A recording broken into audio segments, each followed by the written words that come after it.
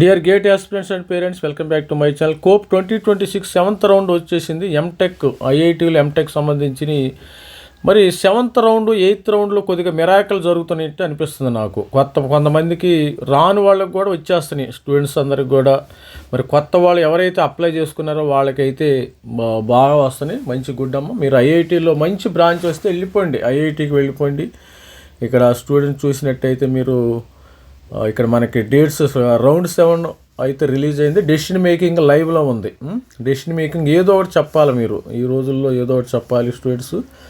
ఇది గుర్తుపెట్టుకోండి. ఇక్కడ రిజిస్ట్రేషన్ మరి ఇంపార్టెంట్ డేట్స్ ఎప్పుడు ఉన్నాయో ఒకసారి చూసేద్దాం. ఈలోపు మీరు డెసిషన్ మేకింగ్ తీసుకోండి. రౌండ్ 2లో కొంతమంది CCMTలో మంచి వచ్చే అవకాశం ఉందమ్మా. ఇక్కడ రౌండ్ 2లో రౌండ్ 7 అయితే ఎంటెక్ ఐఐటీ వచ్చింది. ఇక్కడ ఇంపార్టెంట్ డేట్స్కి వెళ్ళినట్టయితే ఇక్కడ షెడ్యూల్ మెయిన్ రౌండ్స్ ఆఫర్ మనకి రౌండ్ 1 ఇక రిజెక్ట్ వెయిట్ మాత్రమే ఉంటుంది, ఓన్లీ రిజెక్ట్ వెయిట్. ఇక్కడ చూడండి, రిటైన్ వెయిట్ లేదు, రిజెక్ట్ వెయిట్ మాత్రమే ఇక నుంచి ఉంది స్టూడెంట్స్కి. రౌండ్ 6 అయిపోయింది, ఇప్పుడు రౌండ్ 7 జూన్ 28 10 గంటలు. మరి 23వ తారీఖు గల మీ డెసిషన్ చెప్పాలి. ఇంకా 4 రోజులు ఉంది.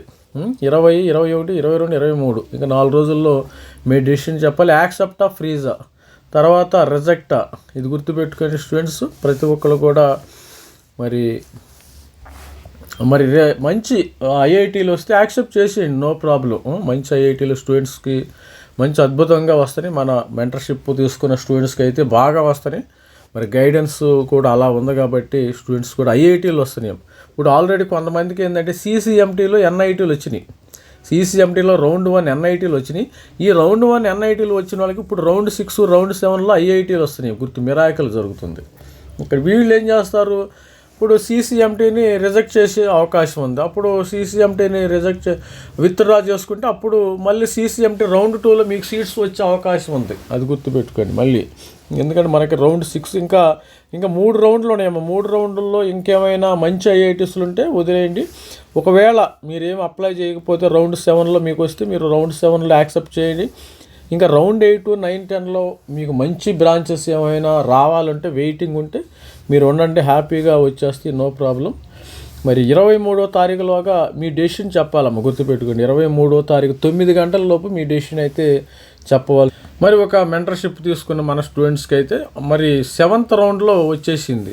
7th రౌండ్లో ఇక సబ్మిట్, రిజెక్ట్ మరి హ్యాపీగానే ఉంటుంది. థర్మల్ ఇంజనీరింగ్ ఐఐటి తిరుపతిలో మంచిగా వచ్చింది. థర్మల్ ఇంజనీరింగ్, థర్మల్ సిస్టమ్స్ ఈ విధంగా ఐఐటి తిరుపతిలో రావడం జరిగింది స్టూడెంట్స్కి. మరి కంగ్రాచులేషన్స్. మరి యాక్సెప్ట్ చేసుకోవచ్చు, ఇబ్బంది ఏం లేదు. ఐఐటి ఉంది కాబట్టి మీకు ఇప్పుడు ఏంటంటే సందిగ్ధంలో ఉన్నారు కొంతమంది స్టూడెంట్స్. NIT సపోజ్ ఒక స్టూడెంట్కి NIT వరంగల్లో వచ్చింది, ఇప్పుడు మరి ఐఐటి తిరుపతిలో వచ్చింది. ఏది వెళ్ళాలి ఏది అనేది కూడా చాలా మరి గజిబిజిలో ఉన్నారు. కొద్దిగా మీరు హోంవర్క్ చేయండి. అలాంటి వాళ్ళు ఏంటంటే ఆ సైట్లలోకి వెళ్ళి ప్లేస్మెంట్స్ ఎలా ఉన్నాయని కూడా చూసుకుంటే మన మంచిది, తప్పులేదు కదా.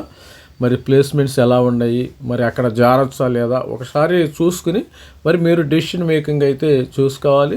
లేకపోతే ఇంతకంటే మంచి ఐఐటీలు ఉంటే మరి రౌండ్ 7 రౌండ్ 8కి కూడా, ఇప్పుడు రౌండ్ 7 కదా, రౌండ్ 8, 9, 10 3 రౌండ్ల్లో వెయిట్ చేస్తే ఇంకా మంచిగా వచ్చే అవకాశం అయితే ఉంటుంది.